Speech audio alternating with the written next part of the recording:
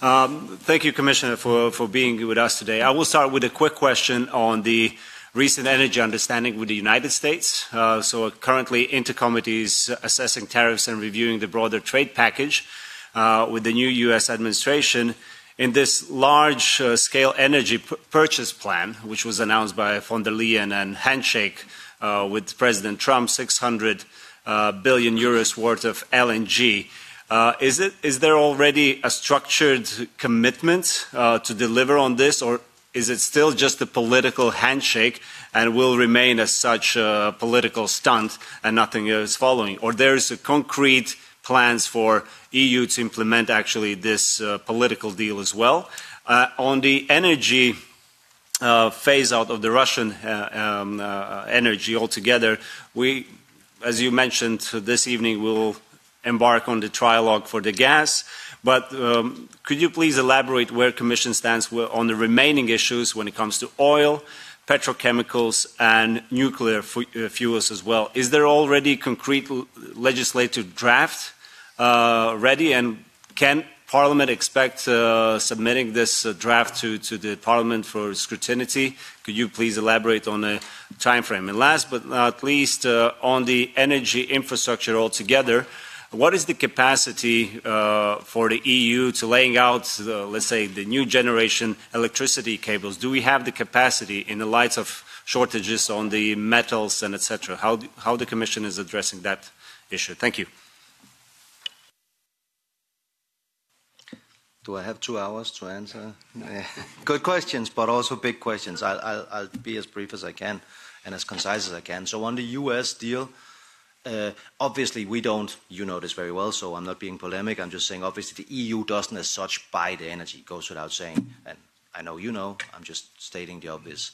But we are doing what we can to facilitate, because we do need more LNG from other sources now that we stop importing from Russia. And the US is a part of that. Yes, it's big numbers, 750 billion in 3 years, but it includes everything. It's a calculation made on the basis of what we are already importing and what we will need when we stop importing from Russia. What's in the pipeline also on nuclear. A very big part of these numbers are potentials within the nuclear sector.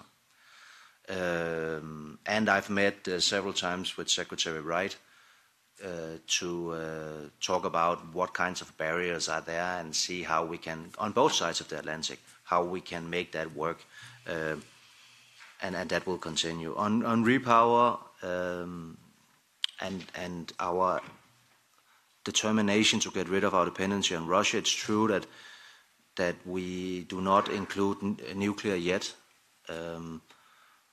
I have been preparing this legislation for some time, but I'm not ready to present it yet. It's quite complicated and needs to be done in very close collaboration with the member states involved, because we don't want to bring them in situations where they have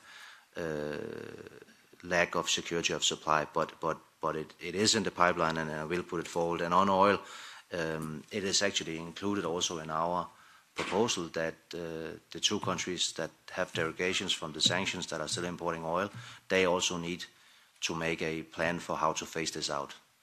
And on the capacity of our grids and the new technology of cables, and not only with new technology but also with old technology, there's a huge pressure, and there will be supply chain problems that we need to tackle, and we need much better coordination between countries in this, and we need to look very hard at what we can do from a European side to make sure that the investments will actually happen. How do we draw not only public money but also private money into this? How do we de-risk investments? All of these things. It'll be a part of the grid package, but it will also be a part of the clean investment energy strategy that I'll be presenting next year.